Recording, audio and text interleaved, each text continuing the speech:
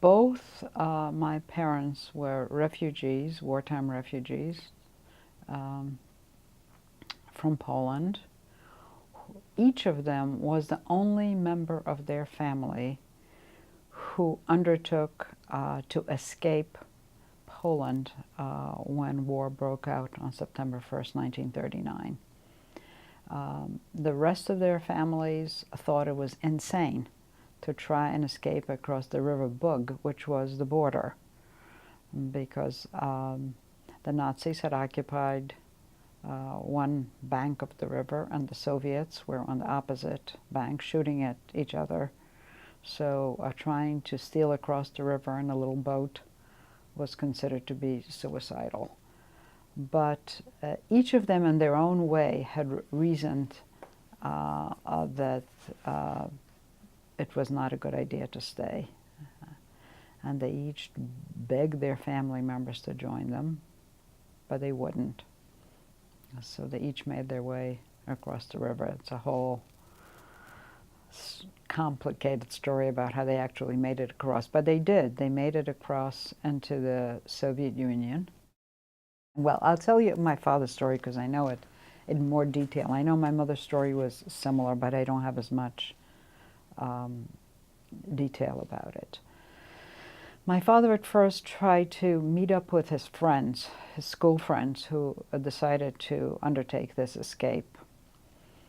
And they found some farmers who lived in the area of the river who promised they would take them across. They took most of they didn't have a lot of money, but whatever money they had, they paid most of the money they had for the passage. The passage was supposed to be done at night. And they boarded this little boat, and they got about halfway across the river where there was intense shooting, and they saw there were other little boats trying to get across. People were getting killed, and the man who was going to, the farmer who was going to take them across, changed his mind and went back to the Polish side, which was now occupied by the Nazis, and decided he wasn't going to go through with it, and he didn't give them their money back. They decided at that point that the three of them crossing together would be riskier than each of them trying to do it alone. So my father made his way further up north on the river and found another farmer willing to do it. And he put him in a cart and horse to ferry him towards the river when they were attacked by Polish thugs who took away, my father had a satchel with some provisions. They took that away, and they took the remaining money. And the only thing my father had left to pay for his passage was a watch.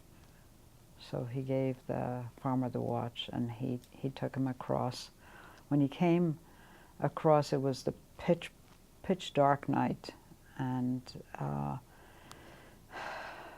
he had to follow there was some train tracks when he disembarked the boat, and he followed them and went through a deep forest at night. It was frightening. It was a very disconcerting experience for somebody so young. He had nothing. He didn't have even a bag of clothes with him. Mm.